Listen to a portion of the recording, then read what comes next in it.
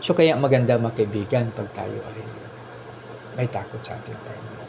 Bibigyan niya tayo ng wisdom. Whatever the challenges of life, whatever trials, we can face it with faith to our Creator na maayos ang lahat. Kasi siya naman ang nagbibigay ng lakas para magawa natin ang dapat natin gawin, di ba?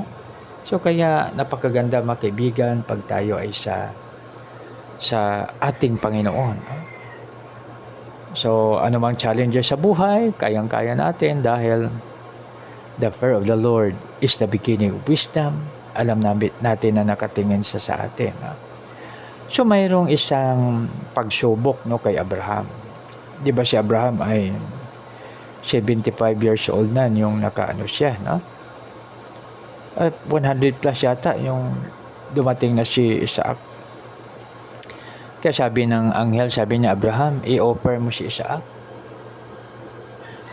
Tapos yung doon niya na sa kwan, dalawa na sila nagdala ng panggatong So nagagawin pong altar. So yan, yung maayos na yung altar, ginapos siya ngayon si Isaac. Si Isaac naman ay hindi natin alam po anong ginawa niya, basta na isampa siya doon sa altar, no? Subalit yung itaas ni Abraham yung kanyang punyal para patayin si Isaac, yung tangkan niyang ibaba na, sumigaw ang anghel, Abraham! No? So, ibig sabihin, nag-stop, sabi niya, talagang yung pananampalataya mo ay hindi basta-basta.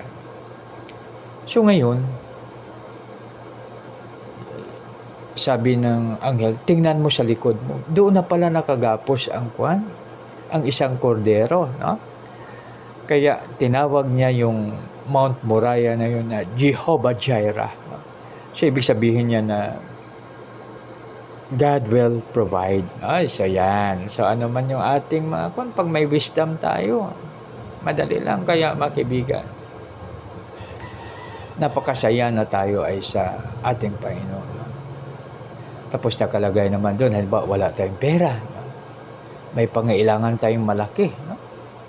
So pag may wisdom tayo, pag may wisdom ang isang tao, hindi siya ngayon mag-worry, hindi siya mag-ano ngayon dahil alam niya na maraming tutulong sa kanya. No?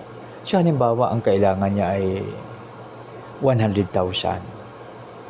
So ngayon, kailangan. Tapos ang pinaka-the best lang naman doon, siyempre, hihiram. So ngayon, pag maghiram ngayon sa kaibigan, ano ba, may 100 kang kaibigan.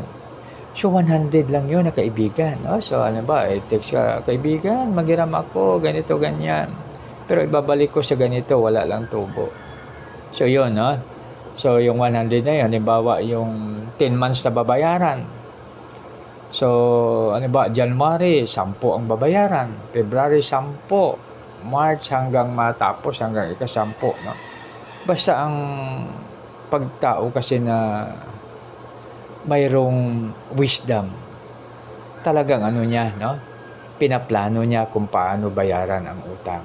So, 10 ko lang naman po yun. Ano ba, 100. So, 100 na kaibigan, tag 1,000. So, ibig sabihin, hindi po siya mabigat.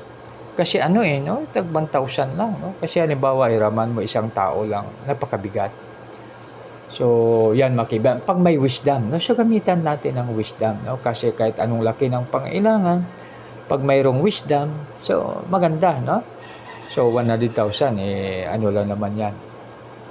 So, sa marami kang kaibigan, kaya dapat kung may wisdom ang tao, i-multiply niya ngayon ang kanyang friends. So, halimbawa, ang friends niya ay 5 lang. No? So, ngayon, parang pwede natin gawin. Halimbawa, may 10 lang siya na friends. Halimbawa, sabihin mo sa friends, baka pwede mo naman ako hiraman doon sa 10 mong kaibigan. Sa 10 mong kaibigan o sa 10 mong kaibigan para, no? So, kahit 10 lang pala yung kaibigan mo, yung best friend mo, no? So, yan, no? So, ibig sabihin na madali siya. Pero, kung may wisdom po kasi ang isang tao, ang kanyang pangako ay kanyang tutuparin. Kasi nakalagay naman doon na kahit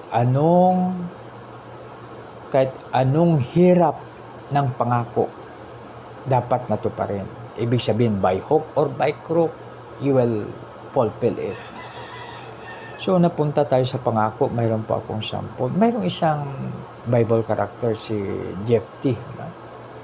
So, ngayon, sabi niya, kung manalo ako, Lord, sinusumpa ko na kung sinong unang sasalubong sa akin pag uwi ko, ay siya kong ihandog sa iyo. No? So, ngayon, pinagbigyan siya, nanalo siya ngayon sa labanan. So, ngayon, ang unang lumabas sa pintuan nila, yung dumating siya, yung kanyang anak. Yung kanyang anak na dalagita, no? Kaisa-isa niyang anak, no? So kaya mga kaibigan, isa sa mga moral of the story na hindi tayo mangako. Yung mangako man tayo, yung parang gawin natin na if the Lord permits, no? So parang sasabihin natin, kaibigan, no? If the Lord permits,